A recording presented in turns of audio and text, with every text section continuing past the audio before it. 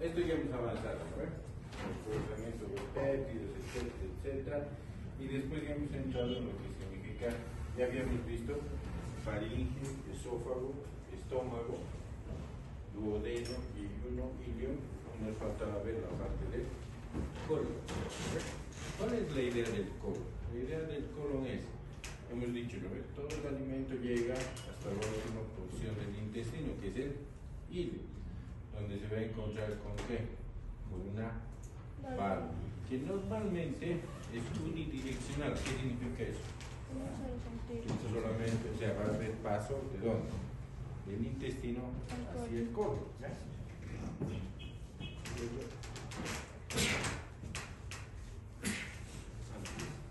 En algunos casos, cuando hay una obstrucción del intestino grueso del colon, esa válvula se puede volver bidireccional. ¿Qué significa eso? Si hay una parte del colon que se ha tapado, ya no va a pasar, ¿no? Entonces, ¿qué va a suceder? Va a retroceder. Y si la válvula es incontinente, ¿qué sucede? Que el contenido del colon va a pasar al intestino. Entonces, a veces cuando les ponemos sondas a los pacientes para ver qué es lo que encontramos, ¿no ve? Encontramos débito fecaloideo. Prácticamente el débito es fecal, ¿no ve? Es caquita lo que encontramos ahí. Y no nos tenemos que sorprender. El hecho de encontrar caquita, ¿qué significa? Que tenemos una válvula incontinente, que probablemente nuestra obstrucción, ¿dónde está? En el intestino grueso. Ya, despierten pues, ya están despertando. Otra cosa también, ¿ya? Entonces estamos hablando de esta parte, ¿no? Una parte muy importante es que esta válvula que nosotros tenemos aquí, que se abre y se cierra, más o menos es como el píloro. Hemos dicho que en el píloro, a ver, justo cuando viene la onda de contracción, ¿qué pasa con el píloro? ¿Se abre o se cierra? Se cierra. Es lo mismo en este caso.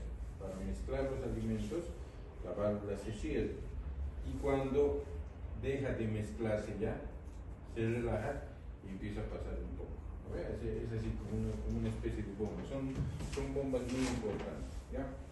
Es por eso que cuando nosotros cortamos una parte de aquí y unimos otra parte de ahí, una de las principales causas para que se abra la sutura es precisamente la válvula, porque va a crear zonas de alta presión. La sutura que hacemos siempre va a estar sometida a alta presión. ¿Listo? Ya, eso es algo que yo les pongo bien clarito a los estudiantes porque tienen que ver qué van a hacer con esta válvula. Lo que yo generalmente hago es poner una sonda y la saco el apéndice y a través de aquí paso la sonda. Pues al estar abierto todo el tiempo ese lugar, entonces la zona de presión se altera. ¿Ya?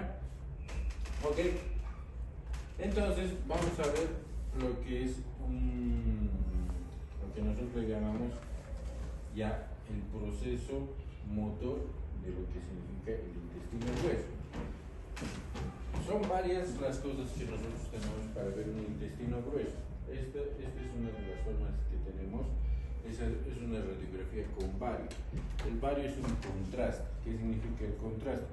Que cuando sacan una radiografía, ustedes pueden ver ese contraste blanco. Entonces, ¿qué es lo que hacemos al paciente? Le ponemos una sonda rectal, y a través de la sonda rectal le ponemos como si fuera un enema el bario, ¿ya? Y después de ponerlo así, el paciente está echado, ¿no ven? Lo vamos a poner de cabeza. Le vamos a poner de un costado, del otro costado. Ahí lo vamos a bajar. ¿Cuál es la idea de moverlo tanto?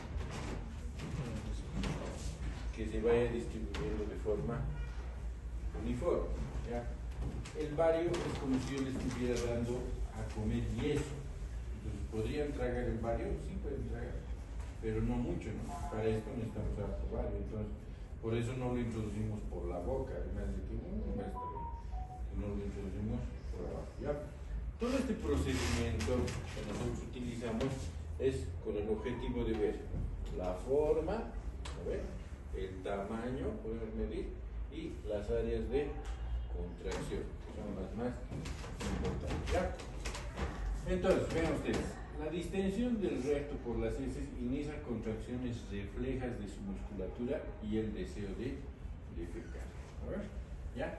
En el ser humano, la inervación simpática del esfínter anal interno involuntario es excitatoria, en tanto que la inervación parasimpática es inhibitoria. ¿Ya? El esfínter se relaja cuando se distiende el recto. La inervación del esfínter anal externo, músculo esquelético, se deriva del nervio pudendo interno. Cuando hay lesión del pudendo interno, ¿qué va a pasar? Incontinencia. ¿A ver?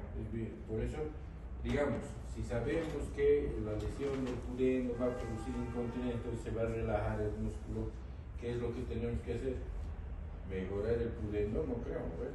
Tenemos que mejorar el músculo, ¿ver? Para eso tienen que estudiar, ¿ya? El deseo urgente de defecar ocurre inicialmente cuando la presión del recto aumenta casi 18 milímetros de mercurio. Cuando la presión llega a 55, tanto el esfínter externo como el interno se relajan y hay una expulsión refleja del contenido del recto. A algunas personas les ha pasado eso cuando tienen diarrea intensa, ¿no ves? Ya no pueden, ¿qué cosa? Aguantar, ¿no ves? Y cuando no pueden aguantar, ¿qué pasa? Se relaja ahí, todo se sale, como si fuera, ¿qué cosa? Como colibris. Ya está, listo. ¿Ok? Es por esto que se puede presentar evacuación refleja del recto, aunque existe una lesión de la médula espinal. ¿Ya? Entonces es bien importante, ¿no? Nosotros podemos inducir al recto a un paciente parapléjico, le podemos poner enemitas y eso de qué funciona. ¿Por qué? Porque son movimientos reflejos del propio intestino. ¿Está bien? Ok. Cuando el paciente tiende a defecar, se supone que ¿qué es lo que hace? Se cierra, ¿no ve? La contracción de los músculos pélvicos en condiciones normales, esto está así, ¿no ve? Viene aquí y se angula así, es el ángulo que nosotros vamos a tener. Pero cuando se contrae, ¿qué va a pasar con este ángulo? Se va a abrir, o sea, casi se va a volver longitudinal. Y eso va a permitir la defecación. ¿Ya? Mucho tiene que ver en la posición, la forma en la que nosotros entramos al baño es una forma muy occidental, ¿no ve? Que la hemos aprendido.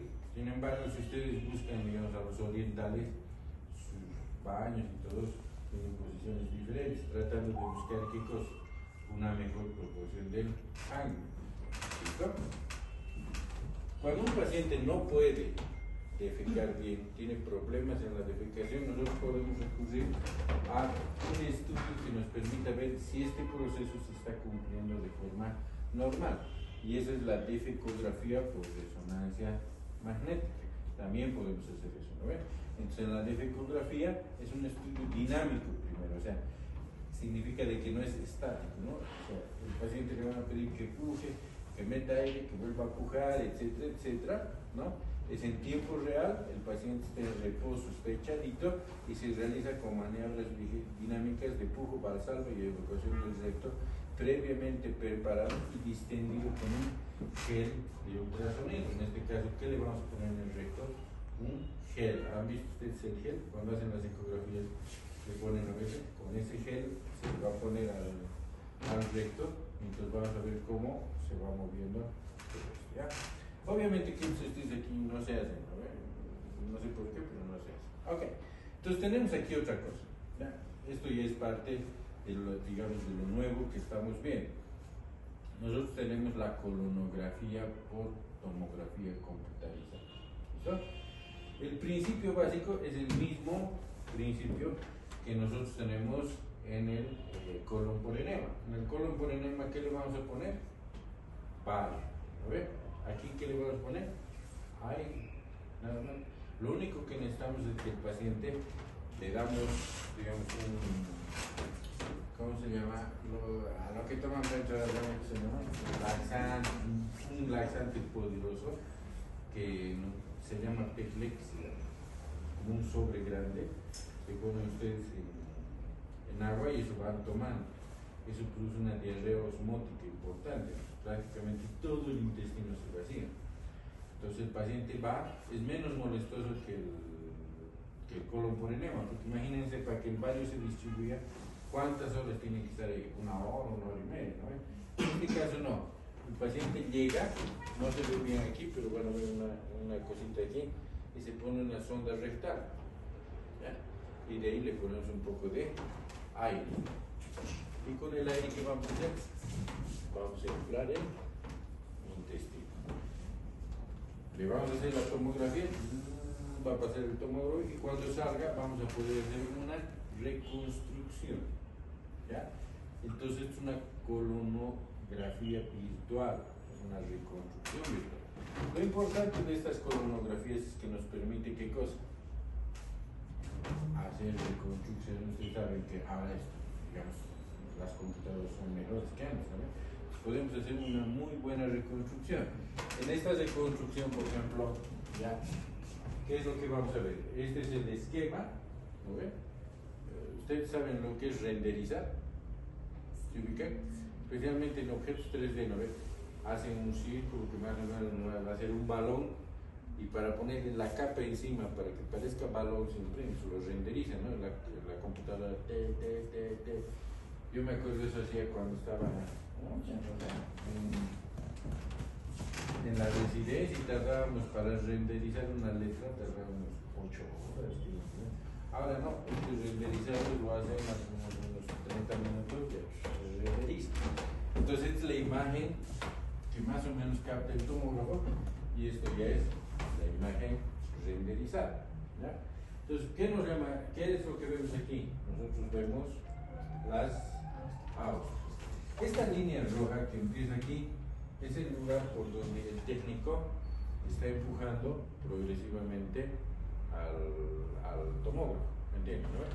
Está captando, de todas las imágenes va captando, como sacando fotos, ¿no? De tal forma que después tiene la capacidad de reconstruir esto. Entonces esa es la línea. Y vamos a ver las austras aquí. Vean ustedes cuál es la diferencia entre estas austras y estas austras. Sabemos que el movimiento normal del intestino grueso son las austras, ¿no ven? Que gracias al complejo motor migratorio nosotros vamos a tener diferentes tiempos en el ciego, el transverso, el descendente, el recto, ¿no ven? Cada vez esos procesos van siendo más lentos, porque el objetivo del intestino grueso ¿cuál es? Absorber el agua, ¿no ven? Formar las heces. ¿Pero qué les llama la atención aquí? Las austras, ¿cuál es la diferencia entre estas y estas? Están más seguiditas, ¿no? Están más contraídas. En algunos pacientes esto les va a producir dolor, así me duele aquí me duele, ¿no? Entonces ustedes dicen como clínicos, ¿y qué cosa hay para ese lado? Su riñón, pero está normal, ¿no? ¿Qué más le puede doler? Su estómago, pero su estómago está aquí arriba, ¿no?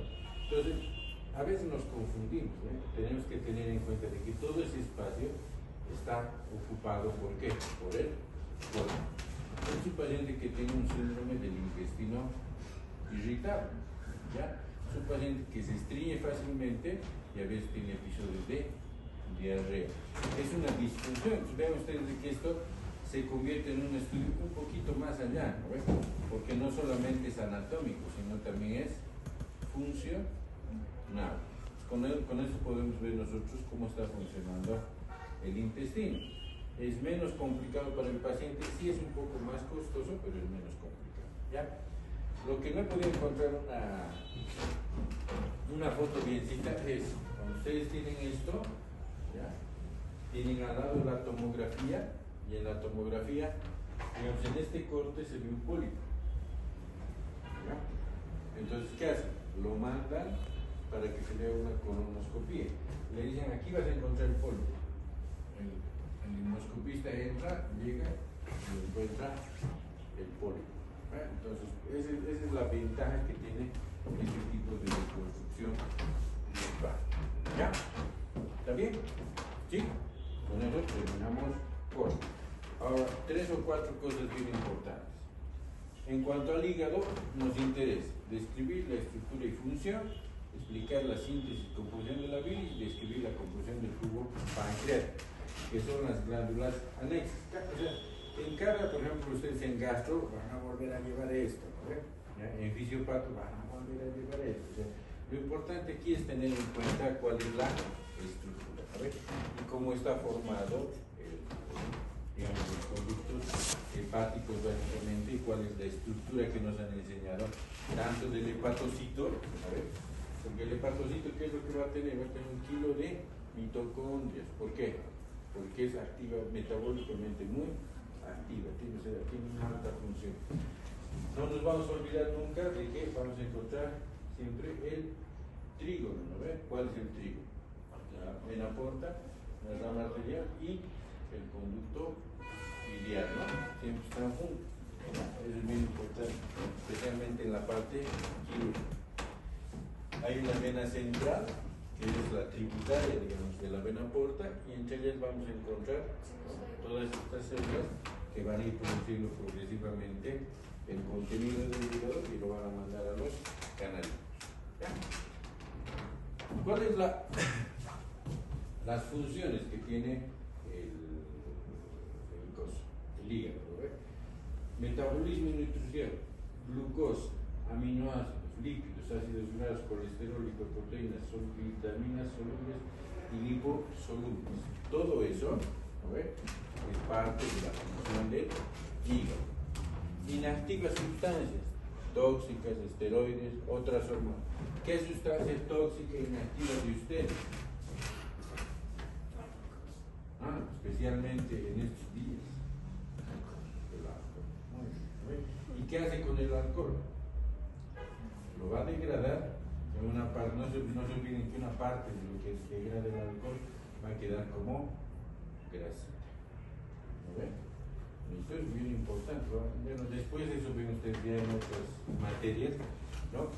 El hígado, antes de ser cirrótico, es hígado graso, ¿no? Por el depósito de grasita. ¿Ya? ¿Y qué es lo que hace? Para que se pueda degradar el alcohol, nosotros necesitamos una serie de enzimas, que se llaman los acetiladores, ¿no? Hay pacientes que son acetiladores rápidos. ¿Qué significa eso? Que van a degradar rápidamente el alcohol, ¿no ves? Se lo van a limpiar rápido. Y hay otros son los acetiladores lentos. A eso normalmente les ponemos un nombre. ¿Qué nombre es? Un acetilador lento, ¿qué es? El que no sabe farrear, ¿cómo se dice en inglés? Claro, ese es, el que no puede acetilar rápido. Dos tragos, sigue, ¿no ves? Eso hay que ver. Ok. Si bien es capaz de, ¿cómo se llama? El hígado es capaz de metabolizar el etanol. ¿Qué es lo que no puede metabolizar? El metanol. Y ese sí es un alcohol tóxico. Ejemplo de metanol, ¿cuál es?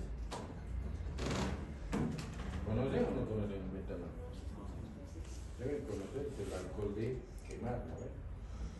Entonces, ¿qué pasaría si ustedes ingieren metanol? ¿Se podrá metabolizar? No. ¿Y dónde va a circular el alcohol y qué lo va a hacer puré? El cerebro. ¿Verdad? Entonces, siempre hay que ver, ¿no?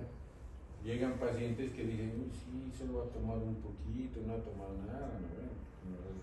Y están en estado de coma, ¿no? ¿Por qué? Por intoxicación por metanol, ¿no? ¿No? Es bien importante. Okay. Después, ¿qué más hace? Actúa en la síntesis de proteínas de fase aguda. ¿Ya? Esto es muy importante, ¿por qué? Porque cuando una persona se enferma, ¿qué es lo que se van a producir? Proteínas de fase aguda, aquellas proteínas que van a, digamos, favorecer que los procesos inmunes se hagan de forma rápida. Y una de ellas es la proteína C reactiva, que se va a producir a nivel del hígado. ¿Qué pasa si el hígado deja de funcionar? ¿Se van a producir esas proteínas de fase aguda? No. El paciente progresivamente entra en sepsis y a medida que entra en más más sepsis, lo va a, digamos, va a hacer que el hígado funcione mucho más. Y a medida que funciona mucho más, ¿qué va a pasar? Se va a ir cansando, ¿no? Es una de las últimas cosas que va a ir pasando en los pacientes que están con sepsis, ya son las fallas hepáticas agudas, ¿no? Lo que no queremos es llegar a una falla hepática aguda, porque si llegamos a una falla hepática aguda, vamos a fregar, generalmente ese paciente ya no sale. El paciente, ¿qué es lo que va a dar? Vitaminas liposolubles, hidrosolubles, factores de la coagulación, ¿no ve? Es que es muy importante. Entonces, estos pacientes, ¿qué empiezan a hacer con las fallas agudas? Empiezan a sangrar, ¿no ve? O sea, por todo lado empiezan a sangrar, que es un signo de, si no es de coagulación, tenemos que ver que no sea hepático, ¿ya? Y obviamente en inmunidad las células de ¿ya? Una cosa muy importante es lo que va a producir el hígado, ¿no? El hígado va a producir la bilis. Aquí hay más o menos un cuadro, ¿no?, que les sirve a ustedes para saber cómo es la bilis dentro del conducto hepático y cómo es la bilis en la vesícula biliar. Vean ustedes que la composición es muy diferente, ¿ya? En este esquemita lo que nosotros estamos tratando de ver es cómo el hígado está procesando la bilirrubina, la vemos como bilirrubina conjugada. Sabemos nosotros que la bilirrubina, ¿de dónde viene? Del hemo, ahí se los opuestos, ¿no? Una vez que el hemo se parte, entonces va a formar solamente los tetrapiroles, se van a poner en línea, se van a volver biliverdina. La biliverdina se va a volver biliverdina, con la biliverdina reductasa se va a volver bilirrubina. Y va a haber una fracción que es la no conjugada y otra fracción que es la conjugada. En los laboratorios nosotros hablamos de bilirrubina directa y bilirrubina indirecta. ¿A ver? ¿Ya? Cuando hay una obstrucción, si ustedes quieren, del conducto biliar, ¿qué es lo que va a aumentar? La bilirrubina directa. ¿Listo? Eso nos da una idea más. Este es igual, para que tengan una idea cómo se va a formar al final y cómo se va a conjugar la. ¿Está bien? Ok. Otra vez, un poco de las funciones que tiene el hígado. Hemos dicho que el hígado es el laboratorio del cuerpo, ¿no ven? Saben que esto va a ser pregunta de examen, probablemente, ¿no? Alteración química de moléculas biológicamente activas, que son hormonas y fármacos. Muchos de los fármacos que tomamos, ¿no ve?, o que nosotros tenemos, van a actuar, o sea, se van a metabolizar a nivel del hígado. Dos van a metabolizar, el riñón y el hígado. Entonces, cuando entren a fármaco, una cosa importante será saber dónde se metaboliza, ¿no? Si en el riñón o si en el hígado. Si se metaboliza en el riñón y el riñón no funciona, ¿qué tenemos que hacer? Ajustar la dosis. Eso que les digo a mis residentes, ¿no? ¿Cuánto le estás poniendo de antibiótico? No, normal, pero está con insuficiencia renal. ¿Por qué no le has ajustado la dosis? Ay, no pasa usted examen, obvio, como ven. Si se bota por el riñón y el riñón no está funcionando, pues tenemos que darle una dosis que ese riñón pueda botar. ¿Ya? Producción de urea, ácido úrico y otras moléculas que son más o menos tóxicas. Excreción de moléculas de la bilis, conversión de glucosa a glucógeno y grasa, producción de glucosa a partir del glucógeno, ¿no? Ahí estamos hablando de glucogenólisis, gluconeogénesis, etc. Eso lo ven mejor en la parte de bioquímica, ¿no ven? Han llevado, ¿no? Es bien importante. Metabolismo de los lípidos, síntesis de triglicéridos y colesterol, excreción de colesterol en la bilis, producción de cuerpos cetónicos, síntesis de proteínas, albúmina, proteínas transportadoras, factores de coagulación, entre los que está el fibrinógeno, protomina y otros. ¿Listo?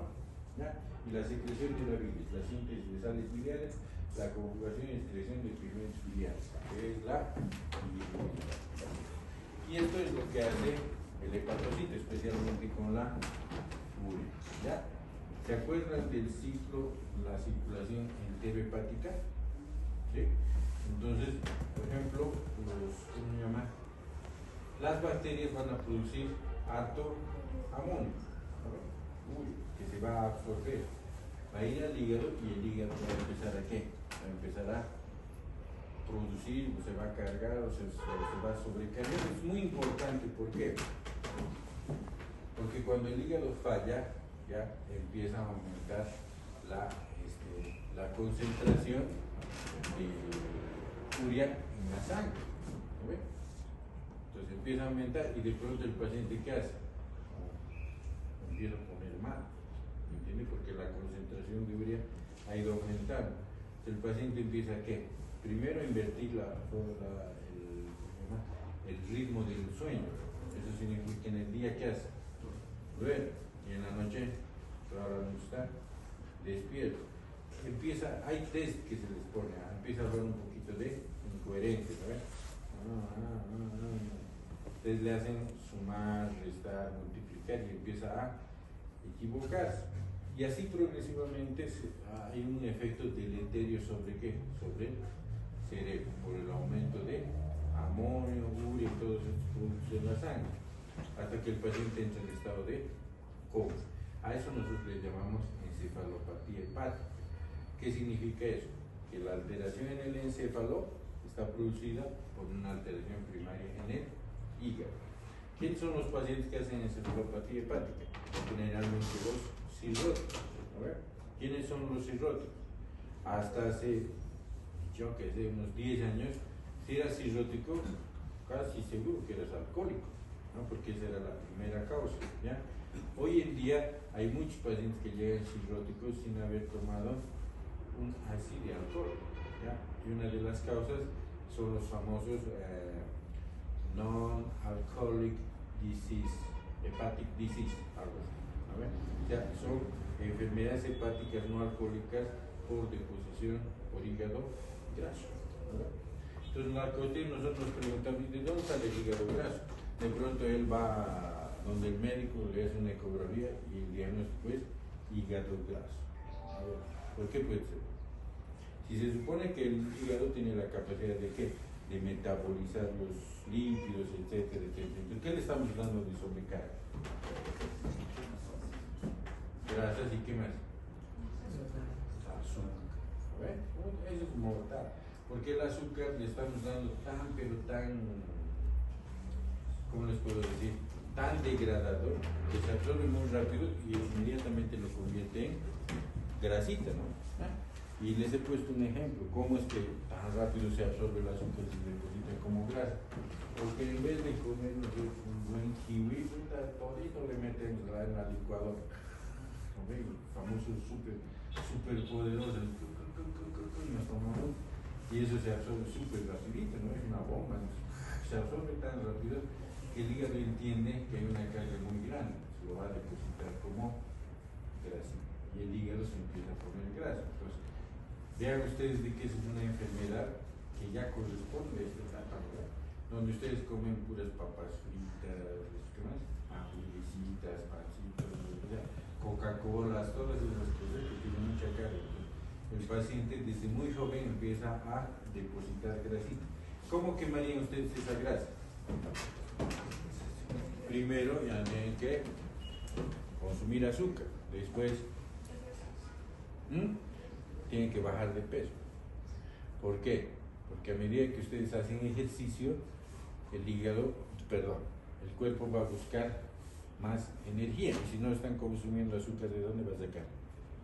De la grasita, ¿no? Por eso cuando hacen ejercicios, sus rodillas, todo baja bien, ¿verdad? Eso es lo que tienen que hacer para que pueda bajar, ¿ya? Entonces, cuando un paciente hace una cirrosis hepática, ¿qué significa eso? Significa que el tejido en los glúbulos se lastima, hay un proceso inflamatorio y después ¿qué va a pasar? Un proceso cicatrizado. Entonces, el tejido hepático progresivamente va siendo reemplazado ¿por qué? Por cicatrices. Y esas cicatrices cuentan como áreas no funcionales. Hasta que llega un momento en el que una buena porción del hígado deja de funcionar, el paciente empieza a entrar ya en una falla hepática crónica. ¿No ves?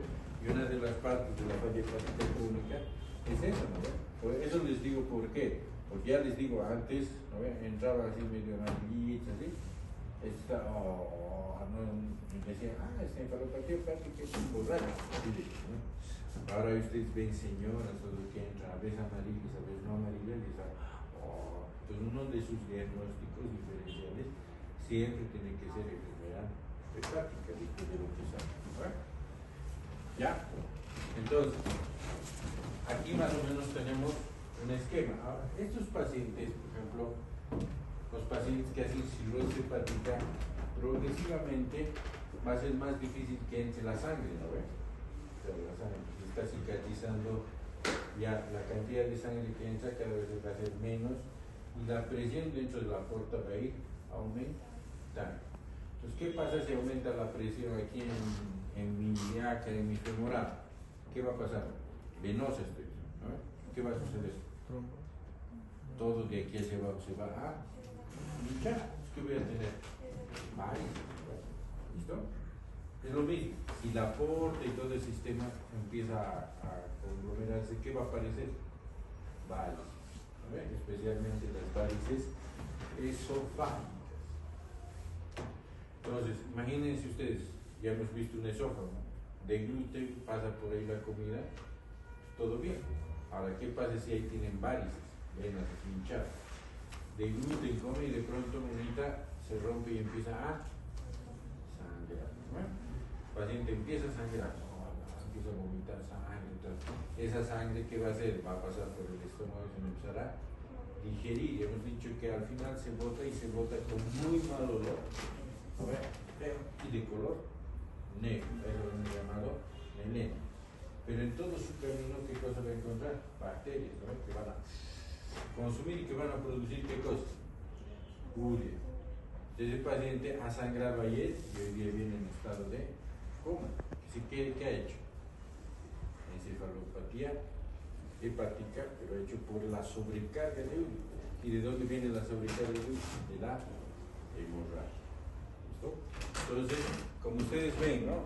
La urea, el nitrógeno ureico, todo se puede manejar a través de la excreción urinaria y a través de la parte del colon, ¿no? Tiene esa capacidad.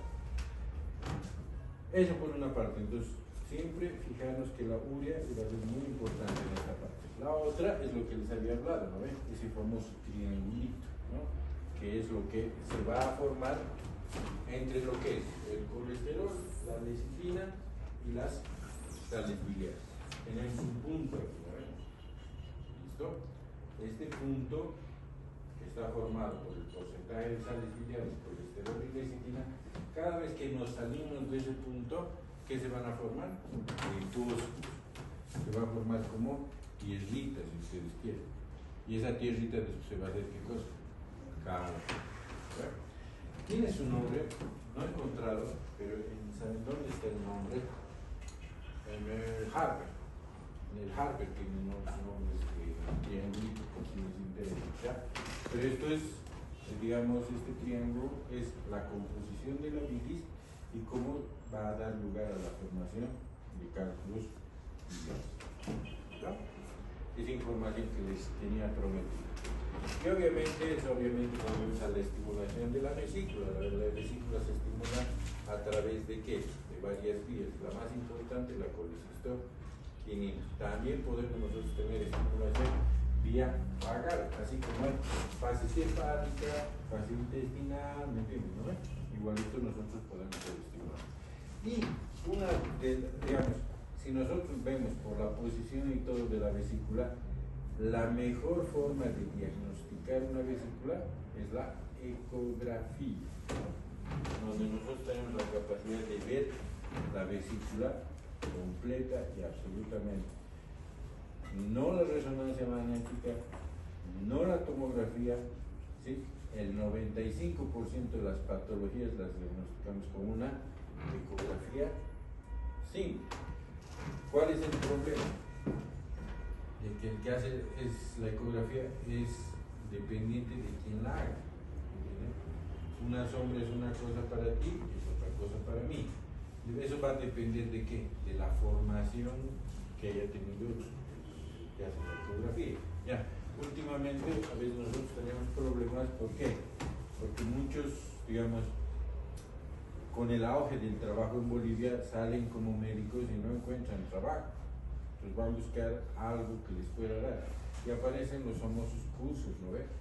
Que incluso imparten en universidades medio raras, que son 6 meses y hacen ecografía, ¿no ve? Es bien difícil, pues, que en 6 meses hagan lo que tendrían que hacer en 3 años, ¿no? Entonces ahí tenemos problemas, porque tenemos personas que hacen ecografías medio extrañas. Nosotros a veces nos ponemos susceptibles, por lo menos en el hospital llegan con ecografías extrainstitucionales y ¿qué tenemos que hacer? Pedirle ecografía institucional, pero eso es un costo para el Estado y además que es tiempo, ¿no ve? Entonces llega en la mañana, en la tarde recién sale la ecografía, y todo el día la valoración importante. Pero sabemos eso, ¿no ve? Si ustedes quieren ver algo del hígado y especialmente de la vesícula, ¿qué es lo más importante? La ecografía. Y después tenemos, a esto ya saben, pero por si acaso le sacan foto que va a ser para el examen, ¿no? Que son las enzimas del páncreas. ¿Ya? El páncreas, ¿qué tiene que hacer? Tiene que volverlo todo líquido, ¿no ve? Si se han comido así por glotones un pedazo de carne o una papa entera, ¿no ve? Eso tiene que volver líquido, lo tiene que licuar. Ese es el objetivo principal. Ahora, yo tenía un profesor que decía, la pancreatitis aguda, la grave, es como si le hubieran puesto una granada en el abdomen a un paciente. ¿Por qué? Porque cuando se activan las enzimas, ¿qué va a hacer? Se va a comer páncreas, se va a comer todo lo que hay ahí, ¿ya? Como tiene elastasa, también se va a comer ¿qué cosa? Vasos sanguíneos. Y entonces va a haber lugares donde va a sangrar. Por eso las pancreatitis graves también se llaman pancreatitis necromedular, ¿no? Porque no solamente se va a comer todo el tejido, sino vasos sanguíneos, entonces cada vez va a sangrar. Entonces, lo que les decía, la pancreatitis va a variar desde que entra un paciente vomitando con dolor abdominal hasta que entra un paciente con el drama pancreático desde la cual entra y termina muriéndose en menos de 24 horas. ¿Ya? Eso es bien importante. Sin embargo, esa estructura que ustedes están viendo microscópica del páncreas, etc., pasa la pancreatitis y todo vuelve a la normalidad. ¿Listo? Hay muy poco, no es como en la cirrosis del hígado, ¿no ven? Que poco a poco se va destruyendo. No. O sea, la pancreatitis aguda, prácticamente todo vuelve a la normalidad. Cuando no vuelve a la normalidad, ¿qué nombre le pondríamos? Pancreatitis crónica, que es otro diagnóstico. La pancreatitis aguda es diferente. ¿Ya? Tenemos ahí la secreción de bicarbonato, ¿no ve? Que es una de sus funciones. ¿Ya? La activación de las enzimas del tubo pancreático. Por ejemplo, ¿cómo se activan las enzimas pancreáticas en la luz del intestino? Nos preguntan, ¿no? ¿Cómo se activan? A través de la enterosinasa. Entonces yo les puedo poner esa pregunta sin poner ahí por qué son necesarios tales mecanismos. Sabemos de que si se activara, ¿no?, adentro del páncreas, le va a dar su pancreatitis, ¿no? Ya. Ok, creo que ahí hemos llegado ya al finiquito. Entonces, hemos revisado, hemos hecho una especie de viaje, ¿no ve?, a través de lo que es el sistema digestivo. Hemos seguido a la comida, hemos aprendido qué es lo que hace, qué es lo que no hace. Espero que haya sido beneficioso para ustedes. Sin embargo, tengo un mensaje, ¿a ver? No solo es medicina, tienen que ver otras cosas, y eso se lo traigo para ustedes, para que vayan